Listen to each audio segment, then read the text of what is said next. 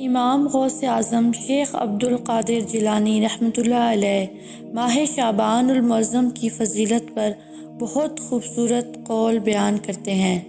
آپ فرماتے ہیں، شعبان 5 حرفوں کا مجموعہ ہے۔ شعبان کی شین میں اللہ پاک نے شرف رکھا ہے۔ شعبان کی عین میں اللہ پاک نے عظمت و بلندی رکھی ہے۔ شعبان کی با میں اللہ پاک نے بر، نیکی اور تقوی رکھا ہے۔ شعبان کی الف میں اللہ پاک نے الفت و محبت رکھی ہے۔ شعبان کی نون میں اللہ پاک نے نور رکھا ہے۔ پھر آپ رحمۃ اللہ علیہ فرماتے ہیں، یہ اللہ تعالیٰ کی عطائیں، نعمتیں اور تحفے ہیں جو شعبان کے ذریعے ہم سب کو نصیب ہوئے۔ اور جب 15 شعبان آتی ہے تو سب تحفوں کے دروازے کھول دیے جاتے ہیں۔